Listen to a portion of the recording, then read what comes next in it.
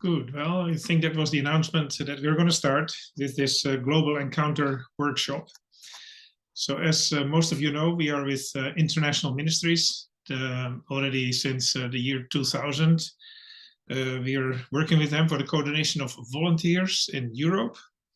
And I was kind of thinking that I could see my thing, but I can't. You need to say got it. Okay. Good. So you do that. So yeah. So what we will do is we will do this workshop with a day in the life of a short-term mission team. And some of the questions that we're looking at is what are the things that a short-term mission team may do, and how could you prepare, or how should you prepare someone prepare for a short-term mission experience, and what makes a team successful for the partner that receives them. And we are going to do almost like hands-on experience that we take you to a country in Europe with some of the things that you could encounter when you would be on a team like that.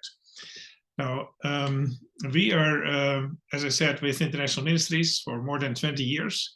We work with the European Baptist Federation, which is more than 50 Baptist unions, almost 60 Baptist unions, or they call it conventions in the US. In Europe, they call it unions. And we work for mission awareness, and we work for the coordination of short-term mission volunteers.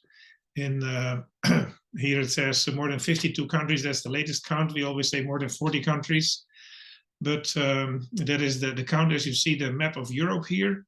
If we go through the map, you can see the cursor go. I'm kind of trying to see the cursor. You see no cursor. Okay, well, if you look in the center of the map, there is where the Czech Republic is, a kind of center left. And then further left is where the Netherlands is. Today we're going to talk about Moldova, which is on the next picture, I suppose. Oh no, in Europe you have 2.5% evangelical Christians, which makes it a priority mission field. That means that it's not just a place for vacation or for tourism. It's really a place that needs the Lord, and where we can be a witness for the Lord, where we can support the churches to be a witness and a testimony in their place. When you are going to do a short-term mission trip, then there are 5 steps or 6 steps to get on the to start that. And you first do an initial inquiry, a questionnaire online, and then there is a payment involved, which covers a lot of the cost, including the background check, which is number 3 in this picture, and some other things that you get for those $45. And then number 4 is the volunteer forms, the waivers, medical release, code of conduct, things that you need to do. Then you have you could register the trip with the State Department, and you have orientation sessions with the trip. What is also involved is some, with the background checks, is references from your church. Now, then you can prepare in a spiritual way, that you are really focused on that it is God's mission. It's not your endeavor, it's God's endeavor, and you are an instrument in God's hand. Stay open and flexible to God's working within your time of service. Then prayer is an important thing, that you do that with the Lord, and that don't hold so tightly at a planned schedule and then miss what God is calling you to step into an experience. You should be open for changes, or be surprised by, be flexible and surprised by changes that God is doing. Sometimes he calls you in one direction and then you end up in another direction because God is there steering the ship. Then we have the mental preparation, to have an open heart and open hands. Position yourself in the mindset of a learner. Don't think you're the one who knows everything and is telling everybody how the world fits together, but you are there to learn what God is doing in different places of the world. And also see your country of service through the eyes of Christ. It's kind of easy, especially when you're from a Western country, to think you're from a superior country and everybody needs to learn from you. Whereas sometimes you see that people in other countries, they have certain values that we can learn from. They have certain priorities that we can learn from. One of the things that a lot of people learn is that we are often doing people.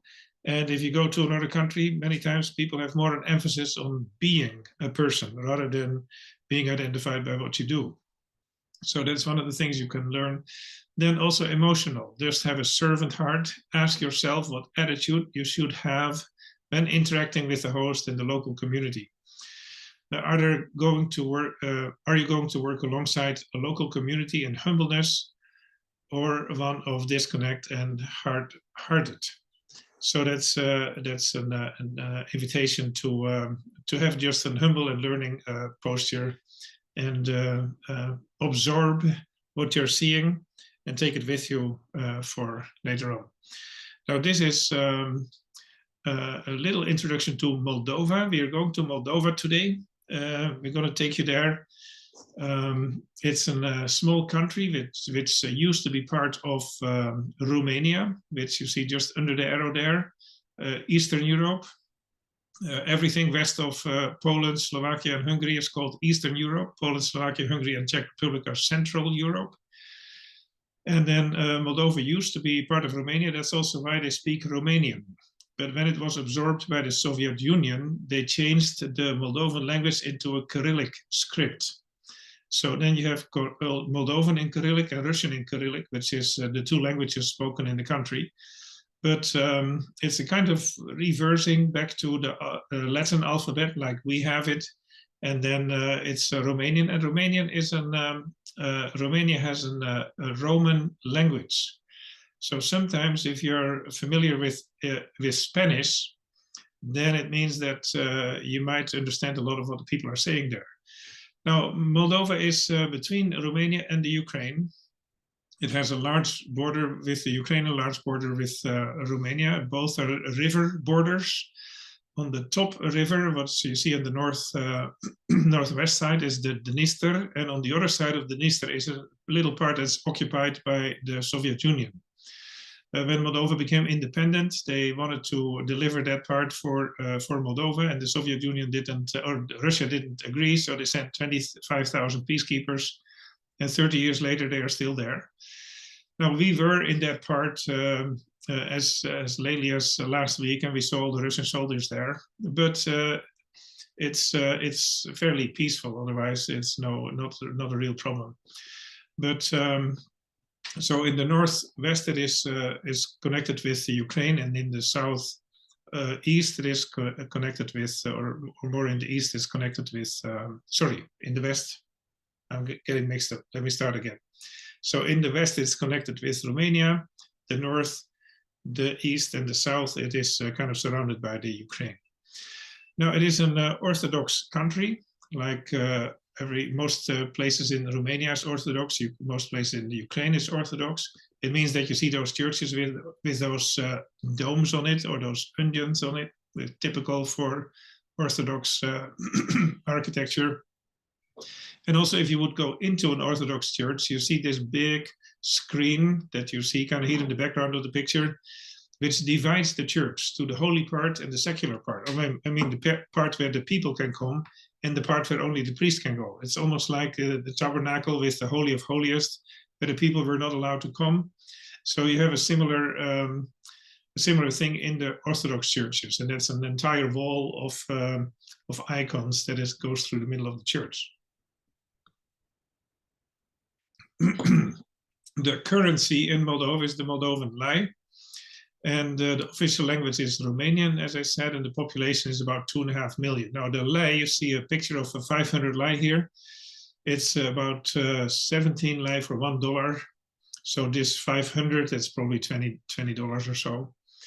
That's at the moment. If you would decide to go next year with a team of maybe 4 to 8 people, then it would be good to check again what the currency exchange rate is at the time that you go.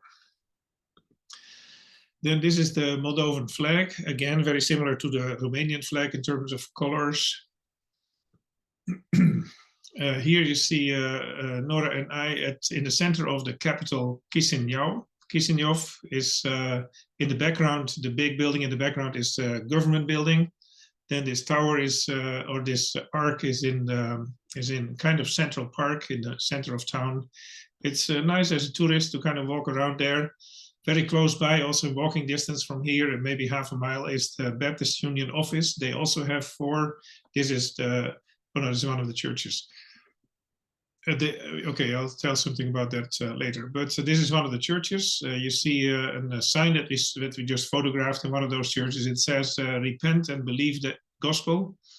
They have about 350 churches, about 50 mission groups, 19,000 members, and 300 pastors. So it's a very fairly sizable Baptist convention there. Generally, they are tending somewhat conservative, which most churches are. In the further east you go, the more conservative they are. The more further west you go, the more less conservative they are. Here is the Baptist Union office. They have 4 guest rooms in the top. So if you would be working in the capital, which has at walking distance again, few minutes walk, they have a medical clinic. If you have some doctors in your church, or if you know some medical people, registered nurses or so, they would be able to work for a week or 10 days in the medical clinic, and they could stay here at the Baptist Union office in the top, where they have 4 two-person bedrooms. Yeah, this is us with the General Secretary of the Moldovan Baptist Convention. We know him already about maybe about 15 years. We see him every year at the annual councils of the European Baptist Federation, and then we talk with how things are in his country, what the update is, and if there are special things. So here we were with him in person in his place for a short while. Now, the Moldovans, they are very keen on hospitality. And even though they wouldn't put so many Western foods on the table, they take a lot of things from their backyard or from their garden or from or what they grow themselves, and they put it all on the table. And they take a great pride in be hospitable and invite you and give you the best they have. So we were well fed while we were there. Don't worry about when you go there that you would be hungry. They will take good care of you when you're there. Good, and then from here, Nora will take it, and she'll just take a day in the life of a volunteer in Moldova, and she will share with you from this point. So, are you ready to go to Moldova? So we are taking the plane and we are gonna go to the capital, to Chisinau. And we are a team of 8 persons. So we're gonna ride, and we are here in Chisinau already. We arrived to the airport, and our host, nobody is, they are not allowed to get into the airport. So once that we collect our luggage, we're gonna go out to the curb, and they're gonna meet us outside. And from there, we are gonna go to Baltata camp. This camp is about 30 minutes from the airport. And in this, they have refugees from Ukraine, they have houses for children, they have buildings when people can go there, do the retreats and children retreats, pastor retreats, and all that kind. This is a new location. It have like around 7 years old that they are building, but so this is our first entrance. When you see the windows there is where we're gonna have dinner, but in the yellow side is where you're gonna go to your accommodations. So we're gonna take you up there, and you're gonna sleep there. You take please your luggage and rest for 1 hour, refresh yourself. So we're gonna meet you for dinner down here the stairs, and then we're going to have a walk around the camp. So I hope that you find your accommodations fine. This is, as I say, it's a new building, so I think that you're gonna have a good rest here. Let's start, or oh, you already ate. You already had dinner. So let's start our walk around the camp. And Lina, she's the director of the camp, and she's gonna lead us around the camp. One of the houses that you see behind there, they have 4 houses here in this location for children. The maximum of the children that they have, it is 12. So they are foster parents that they raise the children in a Christian home, and they need to work outside the camp to have their normal job so that they can pay for all the expenses. So they can live there for free, but they need to pay the electricity, the gas, and because the houses are big, they were done. They were from a foundation from Germany, so they are very big. They are very nice, but the expenses are high, and the salaries are not that high. So it is sometimes it is a challenge and commitment from their side. And Lina, she's not only the director of this camp, but she's the director of the children houses. In the country, there are 66 houses, exactly the same as you see there in the photo. They're sorry, how you see it in life, because we are here together taking the tour. As you see it here, so there are 66 around the country. And the refugees, they are coming from Ukraine. As you know, Moldova is a border with Ukraine, so they have a lot of refugees. They have 80 refugees in this camp, and the dining where we just have or dinner is where also they have their breakfast and their lunch, and they have activities like and these activities that they have in the camp, they are for the refugees, but also for the children that they are in their homes. Among the refugees, there are also Christian refugees that are coming from Ukraine, and each day they are meeting for prayer and for singing. I don't know if you can hear the man who is with the guitar there, and each day they meet, and they also are invited the other refugees if they want to join them. But they are doing this almost, they are doing this daily. And tomorrow, so what we're going to do right now, I know that you are tired because you have a long flight. So we're going to have a debriefing, we're going to pray, and I'm just going to give you a brief update what we're going to do tomorrow, Thursday. So tomorrow we're going to go to Tabita. Tabita is an elderly house.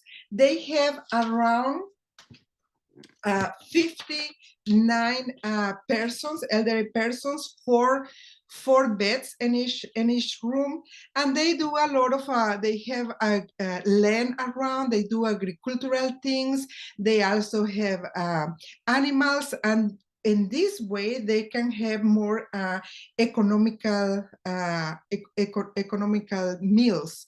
They have chickens, and so they have workers who are doing this because the elderly they cannot do it. And so this is more things for agricultural that they have. They have three kinds of persons. The ones that they can come to the dining hall, and then they can walk, and so they come and they eat there. They have the others that they bring their food, and then they have the third group where they need to feed them because they cannot feed themselves. Mornings and evenings, it is a person from a nearby church that is coming to them, and he reads the Bible to them, and he prayed with them. Last year, 3 persons were baptized.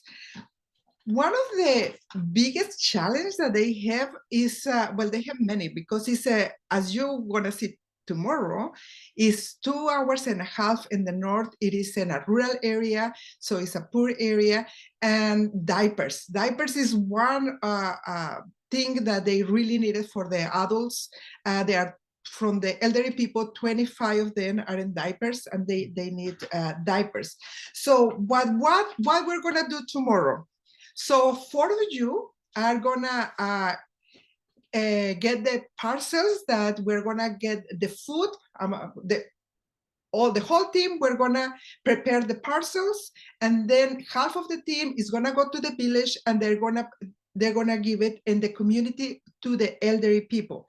The Tabita house, normally they cook for them, but they also cook for 15 elderly people in the community that they don't have a space for them, but they are in need. So we're gonna go to 4 people is gonna go, they're gonna deliver the meals, and the other 4 people is gonna stay at Tabita. And one of the things that they really want is that you walk them outside, that you are walking with them, and that you listen to them. Of course, it's Romanian. We're gonna have an interpreter, but what the director of the camps of the Tabita say is that they really like to have this human contact. So that is one of the things that we are gonna do. And when the team come back from the community, so we're gonna do some of the painting of the rooms, and also see in the corridors they are doing reparation. We're gonna see how much we can help with that. Here in the yellow t-shirt is Timothy. He's the director of Tabita. And he was telling us, like, one of the persons who was waiting for an elderly person who was waiting, there was this lady that was kind of on a waiting list to get into Tabita. And the room, he showed us pictures where she was living. When we say houses, they're very small houses, 1 or 2 rooms maximum. She couldn't move. Everything was in a very bad situation, to the point it was that the rats were biting her feet. When they were when they have a bed empty, so they took it to Tabita. Her clothes, they burned her clothes because it was all contaminated, and so they give her a new clothes. From a nearby church, also the children from Sunday school, they came one day, and they were bringing cotton candy and popcorn. And this elderly man, he was in one hand holding the cotton candy and the popcorn, and he started to cry. He was not even eating, but he was so happy that there were children around and that they were having interaction with them. So one of the things that Timothy say is the human contact will be very important for tomorrow. We didn't take pictures just out of respect, but you're gonna see tomorrow then in the condition that they are. So go to sleep and see you tomorrow morning. Well, fast forward, it's Thursday, and you remember that we will go to Tabita. This is one of the crafts that one elderly woman was doing. It is with paper. She makes these flowers, but also in the preparation, you remember that we told you that you need to be flexible. Guess what happened? And in the village that we are supposed to go in 2 days and do construction work there, the materials arrive early, so we need to go. So change of plans. Please go upstairs, gather all your things, because we are gonna go to the village of Brecha Beche. And we're gonna help them. The first thing that we're gonna do is help them to unload the materials. It's gonna take us over 2 hours to arrive there to the north. So pack your belongings. And here we are. We are in Brecha Beche. It's in it is a village around 2,000 the population, and we are gonna help because in the construction they're gonna do a multifunctional center. When the mayor of the city, of the village, he heard about this, he was very, very happy because the children and the people, they don't really have things to do around there. And he was hearing the Baptist church is doing a multifunctional center.